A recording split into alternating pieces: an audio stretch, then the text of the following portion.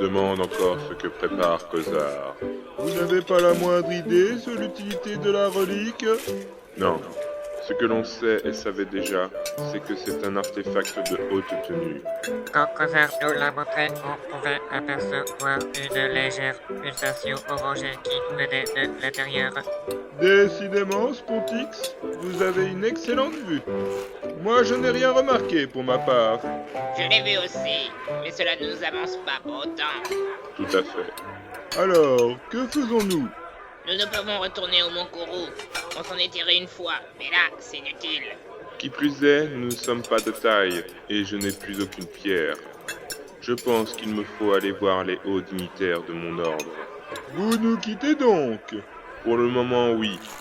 Il faut que je les informe et que je trouve des réponses. Que c'est dommage. Mais nous, que faisons-nous, Ernest? Je ne sais pas. Il serait suicidaire de retourner aux ruines, mais que pouvons-nous faire d'autre?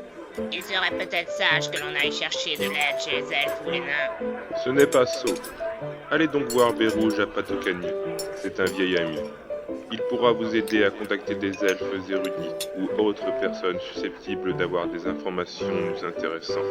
Et vous, Ningen, quand et où pourrons-nous nous rejoindre? Ne vous en faites pas. Je vous contacterai le moment venu. Pour le moment présent, j'ai beaucoup à faire. Quel curieux personnage, ce Ningen. Il en sait beaucoup plus que ce qu'il veut bien nous dire. En effet, je le pense aussi. Allons-nous à Patokani? C'est le seul choix que nous ayons. Pour nous rendre là-bas, il nous faut traverser ou contourner le lac Maya. Que nous conseillez-vous, Asnélite? La traversée, bien sûr, mais c'est cher, très cher. Et nous n'avons plus un sou, évidemment.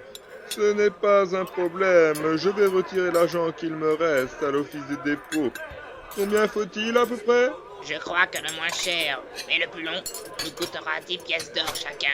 Mais pourquoi est-ce si cher? La traversée est dangereuse, et surtout il y a un monopole de ce côté-ci du lac. Je vois, c'est une bataille de clochers. Bon, je m'en vais chercher l'or nécessaire. Nous nous rejoignons au quai? Ok, Pas de problème. Oh, tout le monde est là. Alors, quels sont les prix? le moins cher est à 8 pièces d'or chacun. Nous allons donc prendre celui-là. 3 allées simples pour Patokani, s'il vous plaît. Ok, mais on paye d'abord, s'il vous plaît. Voilà, le compte est bon. Attendez-moi ici que je prépare la barque. C'est bon, c'est prêt. Montez à bord. C'est parti. Que savez-vous sur Patokani, Asnélite? Rien de bien spécial. On pourrait dire que Patokani est la sœur cadette d'Alan. Ah bon? Mais pourquoi cela? Bah, elle a été fondée presque en même temps qu'elle. Par contre, elle est beaucoup plus petite, étant donné qu'elle vit en autarcie. Cela doit être dû à son emplacement géographique. Patokani est coincé, je crois, entre le lac Maya et les marais inconnus. C'est exact. Tiens, pendant que l'on parle de Patokani, savez-vous où on peut trouver Bérouge, monsieur? Bérouge, vous me parlez de ce fou qui habite à l'entrée de la ville? Non, on vous parle du lapin qui fait la manche au Mont Kourou. Oh là, mon beau monsieur. On veut faire le malin? Ce n'est rien, monsieur. Veuillez l'excuser. C'est sans doute le voyage qui met mon ami sur les nerfs. Ouais, c'est bon. De toute façon, on arrive.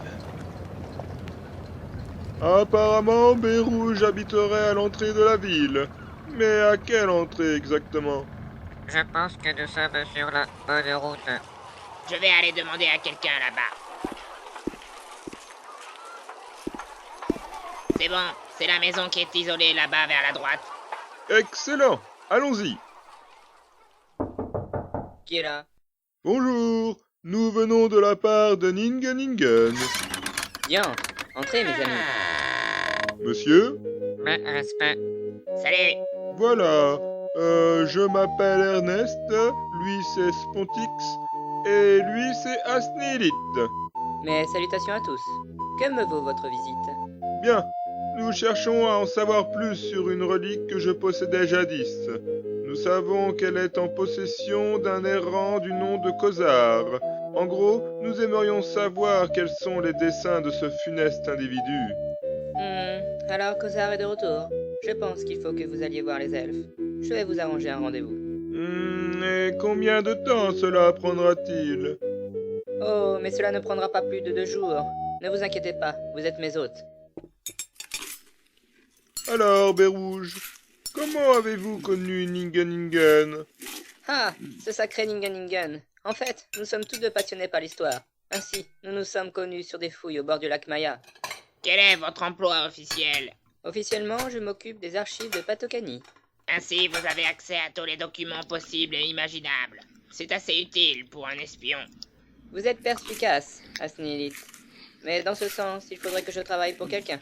Or, je ne travaille que selon le sens de ma volonté. Voyons, Asnilit, veuillez ne pas enquiquiner notre hôte. Ce n'est rien. Il faut toujours se méfier, Ernest. Peut-être, mais pour le moment, veuillez conserver un minimum de savoir-vivre, Asnilit. Si vous continuez comme ça, vous serez toujours seul. Seul, cela veut dire sans vous, Spontix. Et cela, c'est déjà une victoire. Vous êtes vilain. Ah, la camaraderie, c'est charmant. Bon, je vais mettre au point le rendez-vous. Attendez-moi ici. Je serai de retour dans 1 heure. Peut-on aller visiter Patokani pendant ce temps? Mais certainement. Je vous conseille la taverne qui se nomme l'Étoile du Sud. C'est parfait.